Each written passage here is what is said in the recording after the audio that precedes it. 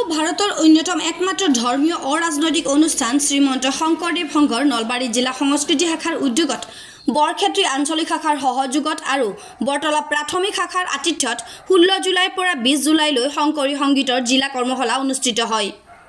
ৰাতিপুৱা নাম প্ৰসংগ পৰিচালনা কৰে বীৰেন মেধিয়ে। ইয়াৰ পিছত গছপুলি ৰোপণ কৰে হীৰেন চন্দ্ৰ বৰ্মন আৰু প্ৰীতম গোস্বামীয়ে। 9 বজাত পতাকা উত্তোলন কৰে সভাপতি শ্ৰীমন্ত শংকৰদেৱ সংঘৰ নলবাৰী জিলা শাখাৰ জগদীশ পাঠকে।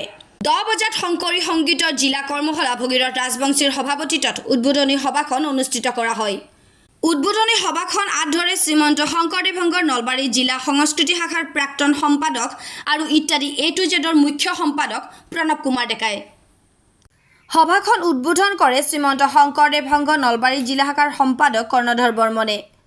এখন প্ৰসংগত তেখেতে কয় যে শংকৰদেৱৰ সৃষ্টিৰাজি মানুহৰ মানস পথত জীপাল কৰি ৰাখিব পাৰিলেহে অসমীয়া ভাষা সাহিত্য সংস্কৃতি জীয়াই থাকিব।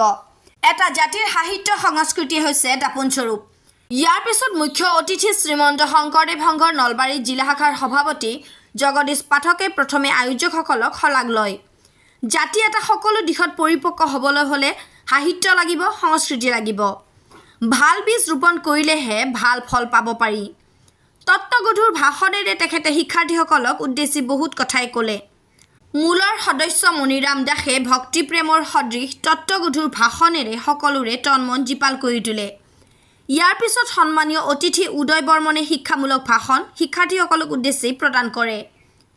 শংকৰী সংগীতৰ চৰ্চা কৰাৰ বাবে সকলোকে আহ্বান জনায়। সভাপতিৰ মন্তব্য আৰু কৰ্মশালাৰ নিয়মানুৱৰ্তিতামূলক ভাষণেৰে আজিৰ উদ্বোধনী সভাখন সামৰণি পৰে আৰু ইয়াৰ পিছতে কৰ্মশালা আৰম্ভ হয়।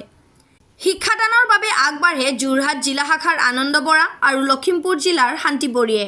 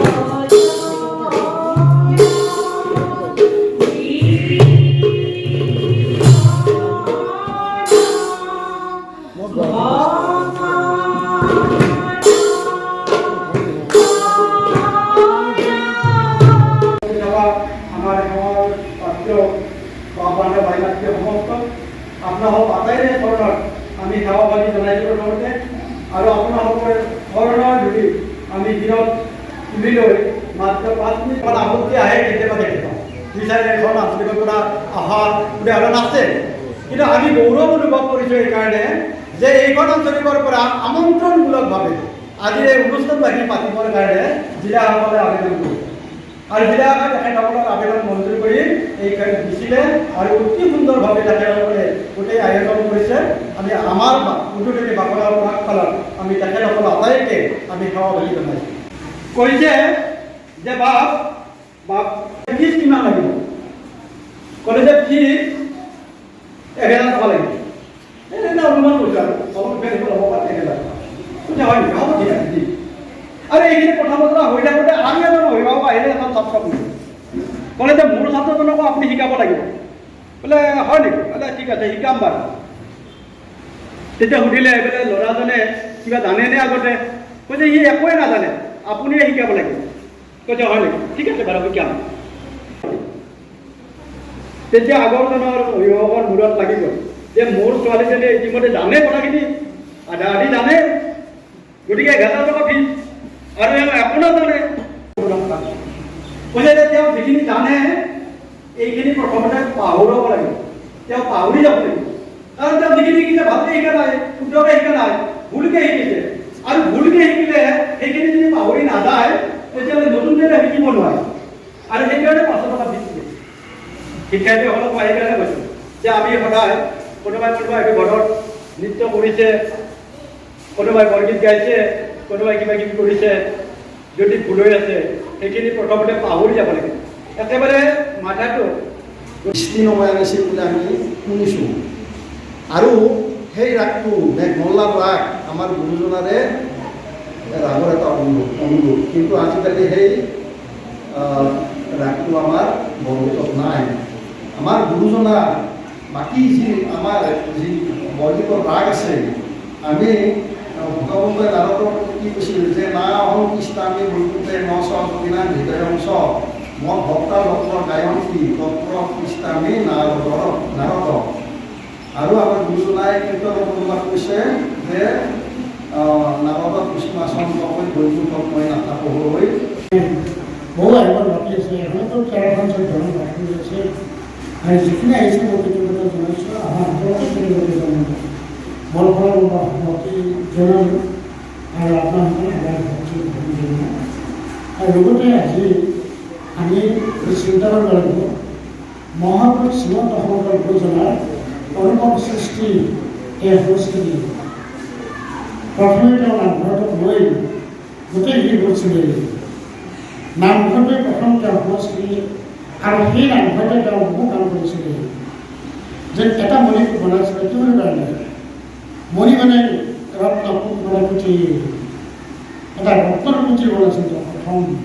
সংগীত নহয়, সম হোৱা নাই, সমতান, সমসুৰ, সমলয়, সমশব্দ, এনেকৈ যদি যায় সেইটো সংগীত। সমটো থাকিব লাগে। সেইকাৰণে তাত আমাৰ পৰীক্ষণ দিয়া হৈছে সুৰবিলাক যি শব্দই যি অৰ্থ গ্ৰহণ কৰিছে এনেধৰণে শব্দবিলাক উচ্চাৰণ হ'লে প্ৰকৃত নামৰ তাৎপৰ্য ৰক্ষা কৰে। সেইকাৰণে সংগীতে আটাইতকৈ সমতা স্থাপন কৰে আৰু সংগীতে মানুহৰ আটাইতকৈ বেছি দৃষ্টি আকৰ্ষণ কৰে। আপুনি ভাষাৰে শব্দৰে যিমান কথা নকওক কিয় যদি গীতৰ মাধ্যমেৰে দেখুৱাওক সি অতিকৈ আকৰ্ষণ হয়। সেইকাৰণে ভূপেন হাজৰিকাদেও প্ৰতিটো গীতৰ আচলতে কথা, সেই সকলোবিলাক কথা, কিন্তু সংগীত যুক্ত হোৱাৰ কাৰণে, সুযুক্ত হোৱাৰ কাৰণে, সংগীতলৈ প্ৰকাশ হোৱাৰ কাৰণে সকলোৰে হৃদয় বেছিকৈ আকৰ্ষণ কৰে। যাৰ কাৰণে এটা প্ৰধান গুণৰ ওপৰত নিৰ্ভৰ কৰি, প্ৰধানকৈ সংগীত নিৰ্ভৰ কৰি তেখেতক অসম তত্ত্ব দিয়ে আমাৰ সাংস্কৃতিক সঞ্চালকালয়ে পৰা যোৱা অনুমতি প্ৰদান কৰা নহ'ব।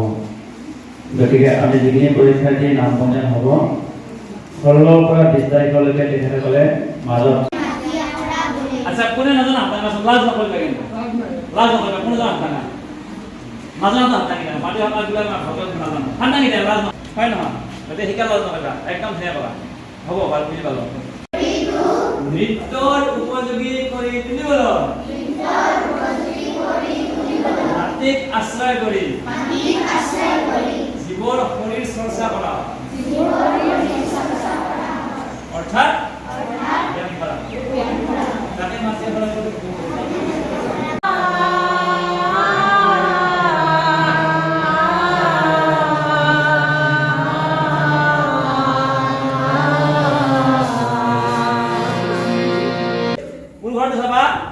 নিজৰ বাহুৰ সমান আঙুলিৰ ওপৰত দুল পালে বাহুৰ তলত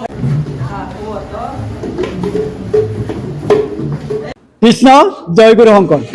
শ্ৰীমন্ত শংকৰদেৱ সংঘৰ নলবাৰী জিলা শাখাৰ সংস্কৃতি শাখাৰ জৰিয়তে বৰক্ষেত্ৰী আঞ্চলিক শাখাত নলবাৰী জিলা শাখাৰ শংকৰী সংগীতৰ জিলা প্ৰশিক্ষণ কৰ্মশালা এই বৰতলা হাইস্কুল প্ৰাংগণত বৰতলা প্ৰাথমিক শাখাৰ আতিথ্যত আজিৰে পৰা আৰম্ভ হৈছে।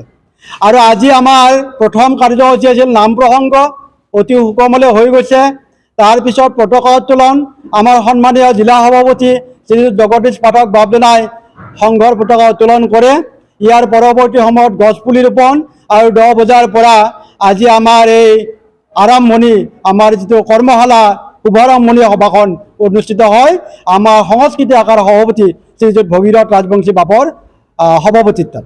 আৰু এই সভাখনত আমাৰ বিশেষ অতিথি হিচাপে, মুখ্য অতিথি হিচাপে আমাৰ জিলা সভাপতি বাপ মূলৰ সদস্য মণিৰাম দাস বাপজনা, উপসভাপতি আমাৰ উদয় বৰ্মন বাপজনা প্ৰমুখ কৰি আমাৰ জিলা শাখাৰ বহুকেইজন বিষয়ববীয়া উপস্থিত থাকে। আৰু আজিৰ এই সভাখনত আমাৰ প্ৰশিক্ষক হিচাপে আমি আমন্ত্ৰণ কৰি অনা যোৰহাটৰ পৰা আনন্দৰ বৰা বাপ আৰু লখিমপুৰৰ পৰা শান্তি বৰিক বাপ জনা ইতিমধ্যে আমাৰ ইয়াতে কৰ্মশালাত উপস্থিত হৈছেহি।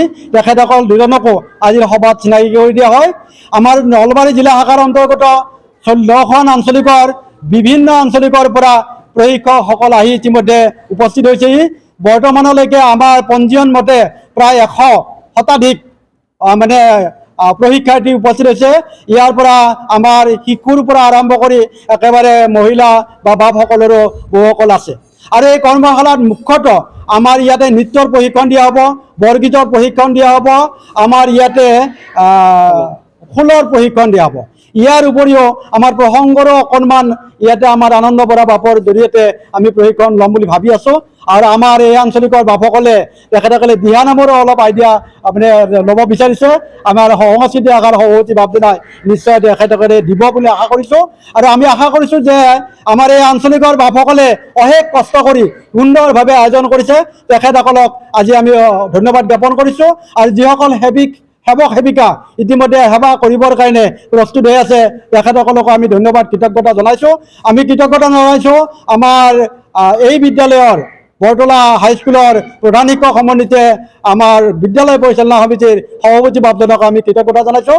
আৰু আশা ৰাখিছোঁ ভগৱানৰ কৃপাত, প্ৰভু ভগৱন্তৰ কৃপাত, আমাৰ বাপসকলৰ আশীৰ্বাদত আমাৰ অনুষ্ঠানভাগী সফল হ'ব। আৰু এই যে প্ৰশিক্ষণ ল'ব, এই বাপসকলে ভৱিষ্যতে গুৰুজনাৰ আদৰ্শখিনি শুদ্ধ ৰূপত আৰু প্ৰচাৰ আৰু প্ৰসাৰ কৰিব। কৃষ্ণ জয়গুৰু শংকৰ। জয়গুৰু শংকৰ। শ্ৰীমন্ত শংকৰদেৱ সংঘ নৱজিলা শাখা সংস্কৃতি আৰু উদ্যোগত বৰক্ষেত্ৰী আঞ্চলিক শাখাৰ আতিথ্যত 5দিনীয়া কৰ্মশালা শংকৰী সংগীত কৰ্মশালা আৰম্ভ কৰা হৈছে। আজি আৰম্ভণিৰ দিন আৰু এই আৰম্ভণি দিনত ইতিমধ্যে আমাৰ আমন্ত্ৰিত অতিথি প্ৰশিক্ষক আমি যোৰহাটৰ পৰা আমি এজন বায়ন প্ৰশিক্ষক আনন্দ বৰা ছাৰক আনিছোঁ।